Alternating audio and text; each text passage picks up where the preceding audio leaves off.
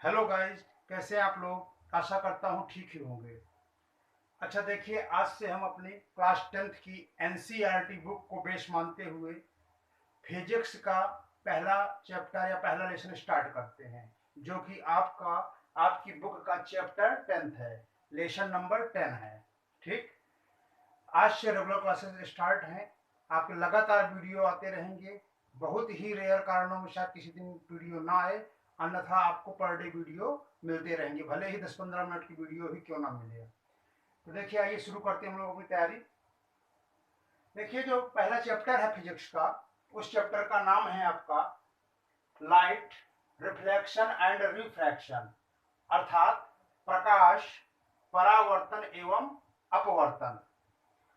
तो देखिए, हमको सबसे पहले पढ़ना है रिफ्लेक्शन के बारे में। तो आज के वीडियो में हम लोग रिफ्लेक्शन के बारे में डेफिनेशन, परिभाषाएं चर्चा करने वाले हैं। नेक्स्ट वीडियो में हम लोग इमेज का बनना पढ़ेंगे।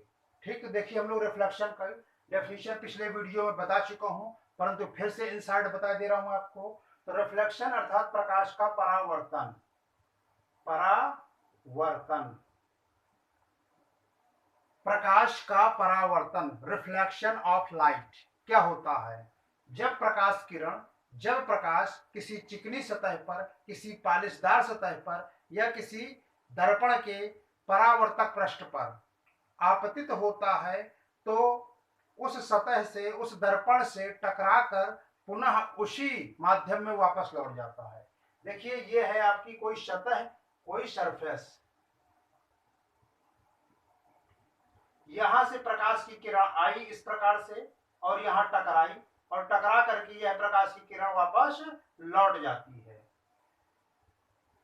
यहां पर जिस जगह टकराई वहां पर एक नॉर्मल खींच देते हैं, अभिलंब खींच देते हैं।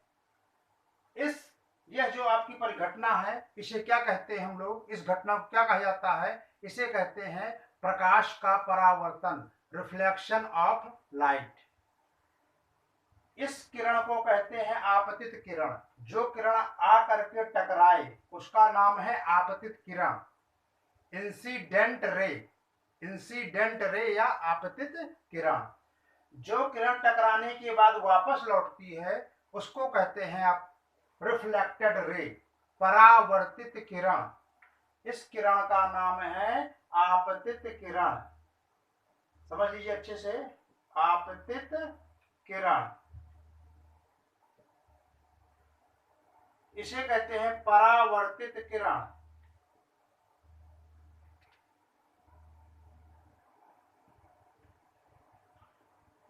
इंग्लिश में इसको बोलते हैं इंसिडेंट रे, इंसिडेंट रे, और इसको बोलते हैं हम लोग रिफ्लेक्टेड रे। ये रिफ्लेक्टेड रे है, ये इंसिडेंट रे है आपका, और यह नॉर्मल है। ठीक, अब देखिए, अब हम लोग समझते हैं, ये जो एंगल है इसे कहते हैं आपतन कोण, आपतन कोण। जो आपतित किरण और अभिलंब के बीच का जो कोण होता है उसे कहते हैं आपतन कोण, angle of incidence, angle of incidence, आपतन कोण। और जो ये कोण होता है इसे कहते हैं परावर्तन कोण, परावर्तन कोण, परावर्तन है इसलिए परावर्तन कोण। परावर्तन के नाम पर ही इस किरण का नाम पड़ा है परावर्तित किरण। इसको स्मॉल आर से डिनोट करते हैं, इंग्लिश में बोलते हैं angle of reflection, angle of reflection. तो देखिए, आप इनसे परिचित हो गए, और इस पॉइंट को बोलते हैं आपतन बिंदु, point of incidence, point of incidence. तो ये देखिए आपतन बिंदु होता है। परावर्तन दो प्रकार के होते हैं, एक रेगुलर और एक इर्रेगुलर। हिंदी में बोले तो एक नियमित और एक अनियमित। दोनों प्रकारों को समझते हैं। देखिए, मैं इसको इरेज कर दूं।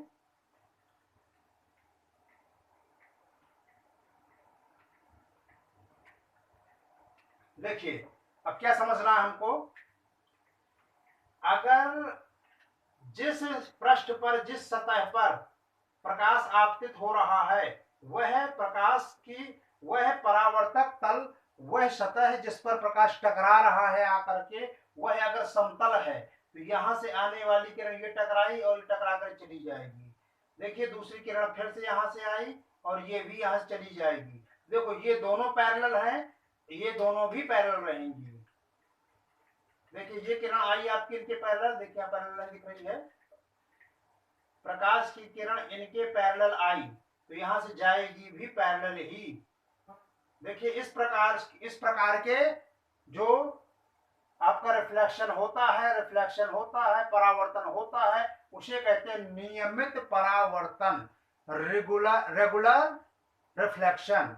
अच्छा, अगर यही सतह इस तरह ना होकर के उबड़ खाबड़ हो, रफ हो, टेढ़ी मेढ़ी हो, खुरदरी हो, अगर यह सतह खुरदरी है, टेढ़ी मेढ़ी है, इस तरह बिल्कुल सीधी सतह नहीं है, यह दर्पण बिल्कुल सीधा है, यह दर्पण बिल्कुल टेढ़ा मेढ़ा है, ठीक, तो उस समय क्या होगा, जो किरण आएगी यहाँ टकराई, यहाँ लौट गई, दूसरी किरण आके यहाँ टकराई तो इधर लौट गई। देखिए ये आपस में पैरेलल नहीं होंगी, इनकी कोई नियम नहीं है किस तरफ को जाएंगी, इनमें आपस में नियम नहीं बता सकते हैं। परावर्तन के नियम तो पालन करेंगी, लेकिन इनमें आपस में कोई रेगुलर पैटर्न नहीं दिख रहा है, ये टेढ़ी मेढ़ी कहीं भी जा सकती है, अर्थात ये पैरेलल आपस में नहीं होंगी, ना आपतित किरणें पैरेलल होंगी और ना ही परावर्तित किरणें पैरेलल होंगी। इसे कहते हैं इर्रेगुलर, अनियमित। क्या होता है? अनियमित परावर्तन, इर्रेगुलर रिफ्लेक्शन। ठीक, तो आपको समझ में आ गया होगा। अब हम आगे चलते हैं, परावर्तन के नियम पर चर्चा करते हैं। देखिए परावर्तन के नियम क्या होते हैं, लॉज ऑफ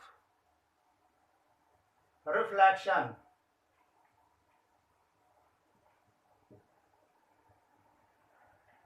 परावर्तन के नियम, ये परावर्तन के कितने नियम होते हैं? There are two laws of reflection. कितने होते हैं? दो नियम होते हैं, परावर्तन के दो नियम होते हैं। पहला नियम यह है कि जो प्रकाश की किरण आती है अर्थात आपतित किरण और टकराकर जो लौटती है अर्थात परावर्तित किरण, और इस पॉइंट का नाम है आपतन बिंदु, और यहां से जो लंब खींचा जाएगा उसका क्या नाम है? उसका नाम है आपतन बिंदु पर खींचा गया अभिलंब। तो देखिए तीनों एक ही प्लेन पर है कि नहीं है? तो पहला नियम यही है कि आपतित किरण, परावर्तित किरण और आपतन बिंदु पर खींचा गया अभिलंब तीनों एक ही तल पर होते हैं। दूसरा नियम क्या है आपका? Second law. देखिए सेकंड लॉ में क्या होता है, ये वाला एंगल और ये वाला एंगल सदैव बराबर होते हैं, हमेशा बराबर होते हैं। इस एंगल का नाम क्या है? इसका नाम है आपतन कोण। इस एंगल का नाम क्या है? इस एंगल का नाम है परावर्तन कोण। तो कोण आई,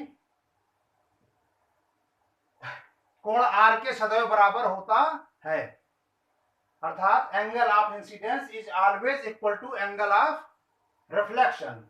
और पहले लॉ में क्या था आपका, अगर इसको इंग्लिश में बोलेंगे तो क्या है आपका? इंसिडेंट रे और रिफ्लेक्टेड रे, और क्या है आपका? Normal to the point of reflection. ये तीनों एक ही प्लेन में होते हैं, आर कोप्लेनर, तीनों एक ही प्लेन में होते हैं। देखिए तो मैंने आपको ये परिचय दिया आपका, इसके प्रकार बताए, इसके बाद इसके नियम बताए, इसका यूज क्या है दर्पण में, मिरर में।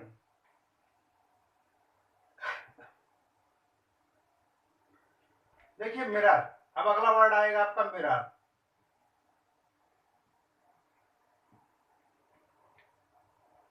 मिरर में हम लोग क्या पढ़ने वाले हैं? देखिए मिरर में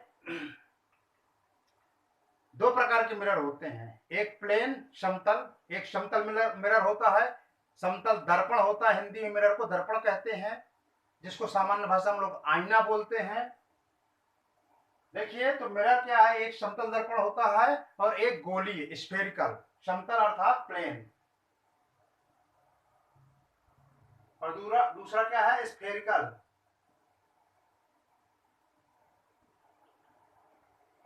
तो देखिए प्लेन मिरर तो आपको पढ़ना नहीं है, आपको समतल दर्पण, हिंदी बोलते हैं इसको समतल दर्पण, इसको बोलते हैं गोलीय दर्पण। और गोलीय दर्पण दो प्रकार के हो जाते हैं आपका, एक अवतल दर्पण और एक हो जाता है उत्तल दर्पण।